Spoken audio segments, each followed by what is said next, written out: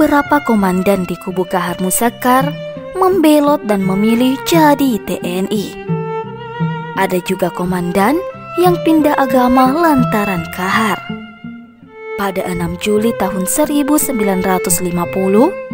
kaum gerombolan dalam Komando Gerilya Sulawesi Selatan memutuskan angkat senjata setelah usulan mereka ditolak sebagai tentara resmi oleh Alex Kawilarang, Panglima Indonesia Timur di Makassar.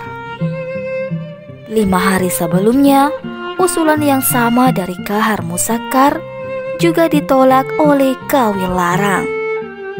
Kahar yang didatangkan dari Jawa untuk meredam kaum gerombolan itu justru ikut bergerak bersama mereka.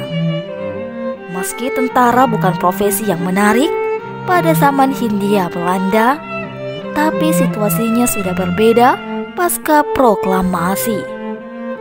Banyak tentara dari kalangan rakyat biasa, sebagaimana Kahar yang sebelumnya berkarir sebagai gerilyawan.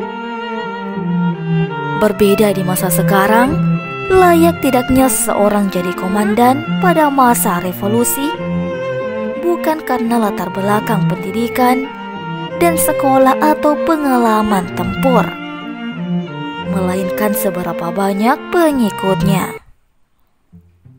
Zaman dulu orang bisa menjadi sersan bila punya pengikut belasan setara regu, menjadi letnan bila punya pengikut puluhan secara peleton, menjadi kapten jika punya pengikut seratusan setingkat kompi, diangkat sebagai mayor bila punya pengikut ratusan orang setingkat batalion, dan memanggul pangkat letnan kolonel kalau punya pengikut ribuan orang setara resimen.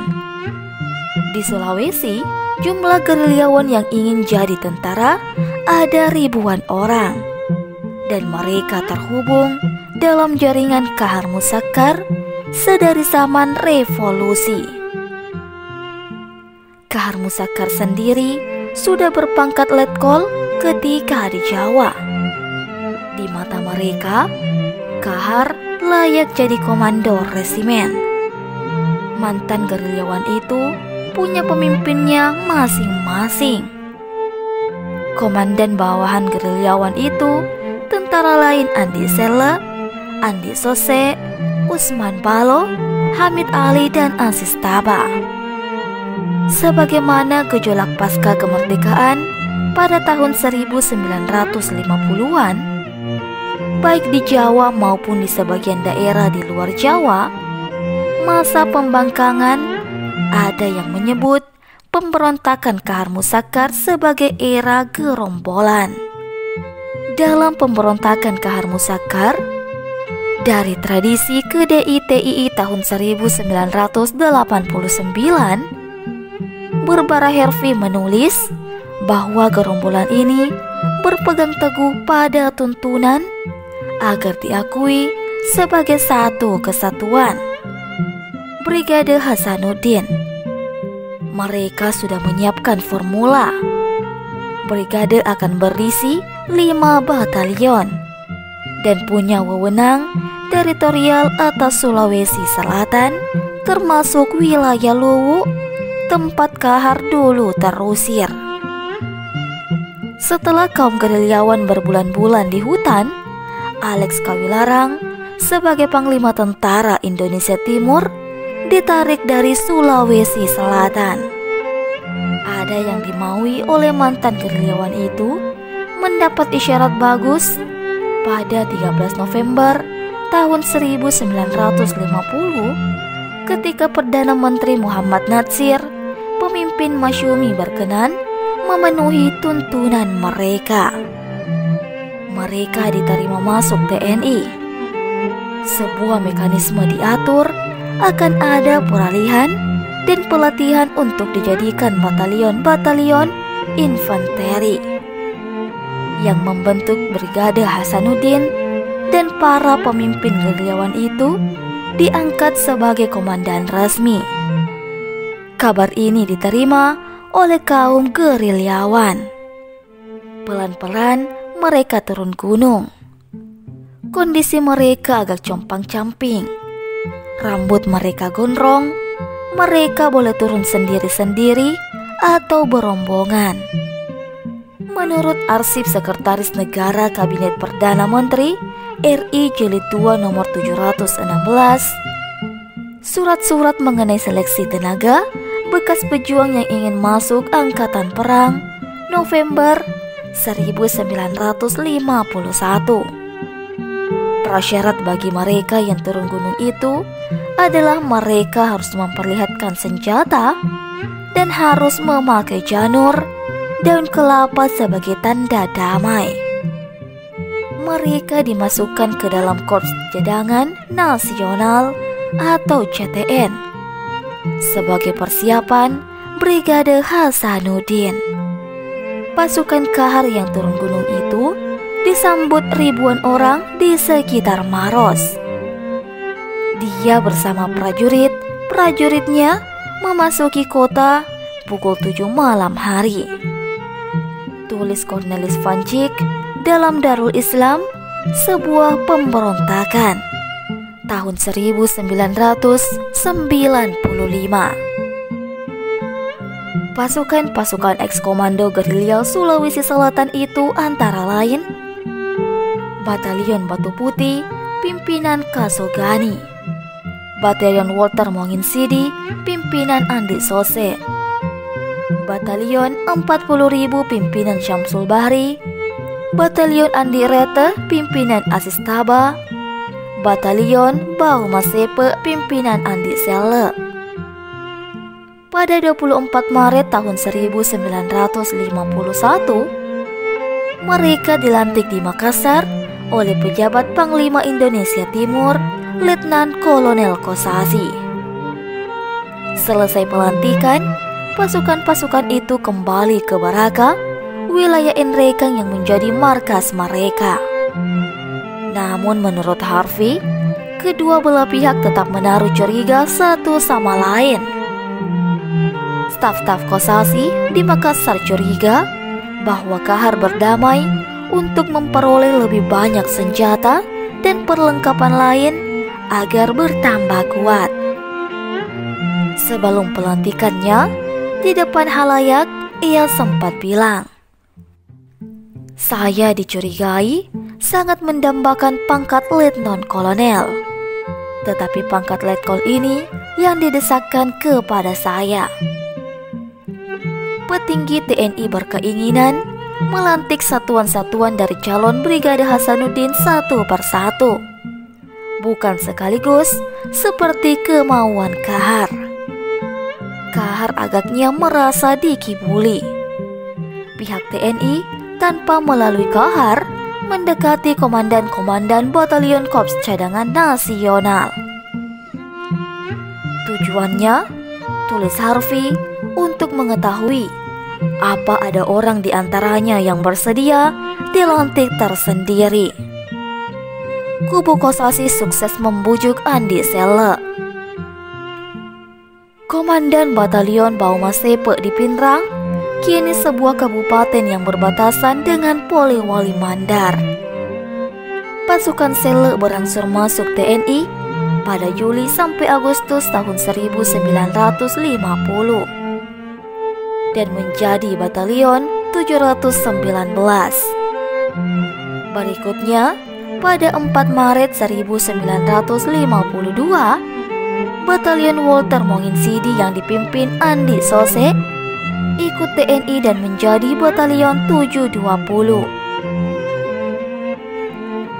Sebulan berikutnya, Batalion Arif Rate yang dipimpin Asis Taba menjadi Batalion 722. Komandan-komandan batalion itu diberi pangkat kapten. Namun, 3 kompi dari batalion lain yang dipimpin Usman Balo masih setia kepada Kahar dan kemudian bergabung dengan Hamid Ali. Awal 1952, Kahar Musakkar mulai dekat dengan gerakan Darul Islam atau Tentara Islam Indonesia. Pimpinan Kepemimpinan Kartosuwiryo di Jawa Barat. Mereka melakukan surat menyurat lewat kurir. Usman Balo dan Hamid Ali bersikap dingin terhadap gagasan satu negara Islam. Tulis Harvey. Komandan lain seperti Bahar Matalioe tampak tertarik dengan gagasan itu. Berhubung Kahar dengan komandan komandar yang tersisa itu tak selamanya baik. Di mata Kahar, anak buah Usman Balo terlibat perampokan dan perkosaan. Selain itu, ia dikenal kejam. Ketidakakuran itu membuat Usman dan Hamid berusaha mengontak pemerintah dan ingin bergabung dengan TNI. Usman menyerah pada 1956. Sementara Matalioe berseteru dengan Kahar pada 1959. Ia berharap sama seperti Usman dan Hamid masuk TNI. Gatot Subroto yang jadi Panglima Tentara dan Teritorium Indonesia Timur saat itu memandang bekas komandan gerilyawan yang ikut Kahar tak akan berkembang bila masih berjuang di hutan. Menurut Anhar Gonggong dalam Abdul Qohar Muzakkar dari Patriot hingga Pemberontakan 2004, perwira macam Sose bisa hidup tenang bila jadi tentara resmi, bahkan bisa sekolah lagi dan berbisnis. Gatot Subroto benar belaka.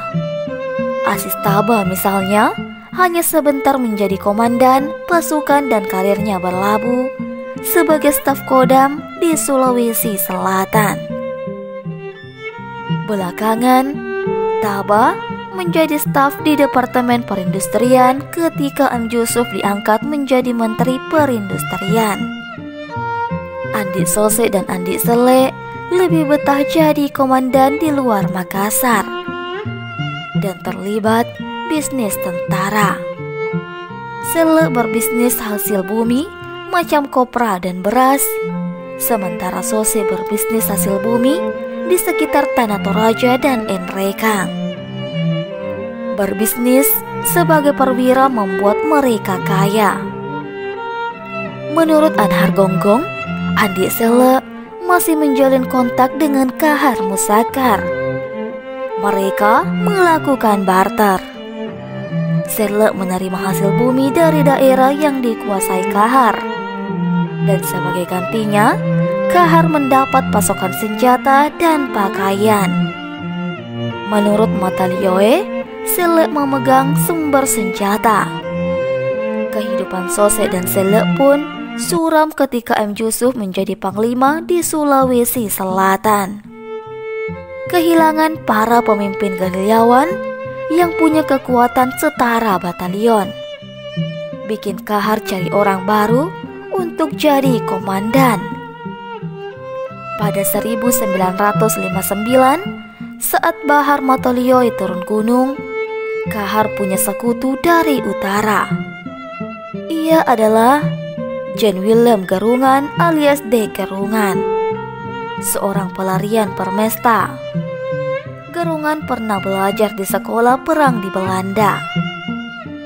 Setelah pasukan permesta melemah karena digempur TNI pada 1958, ia bersama 200 pengikutnya melarikan diri ke Sulawesi Selatan. Garungan berasal dari keluarga Kristen. Begitu juga kebanyakan pasukan yang ikut dengannya. Lepas dari agamanya, Kahar seharusnya bisa memanfaatkan ilmu kemiliteran yang dimiliki Garungan, yang lebih tinggi dari Kahar. Di Permesta, Garungan terbilang penting. Ia pernah jadi komandan resimen Anoa dalam pasukan Permesta. Di utara, Garungan dekat dengan orang-orang terpandang. Ia adalah suami dari Hete Hurau, putri dari Samuel Joseph Wero, yang pernah jadi Perdana Menteri negara Indonesia Timur. Ketika pasukan yang sebagian besarnya beragama Kristen ini hendak bermaksud membelot dan harus dengan paksa ditundukkan, terjadi pertempuran antara dua kekuatan yang bertentangan ini pada awal 1960. Dengan kemenangan di pihak Kahar Muzakkar, Tulip Fanjik, dan Darul Islam. Gerungan berhasil diringkus bersama 150 sisa pengikutnya sekitar April 1960. Orang-orang kala itu diampuni Kahar dan memeluk agama yang dianut Kahar sebagai salah satu perwujudan DITI Sulawesi Selatan. Setelah penganut Islam, Gerungan jadi orang kepercayaan Kahar dan menjabat Menteri Pertahanan. Setelah Kahar terbunuh pada Februari 1965, Gerungan terus bergerilya. Tentara terus mengejarnya. Menurut catatan Siliwangi, dari masa ke masa, 1979, Gerungan ditangkap pada 19 Juli tahun 1965. Setelah pengikutnya yang mencari rokok, untuknya ditangkap aparat terlebih dahulu. Setelah itu, Gerungan dieksekusi.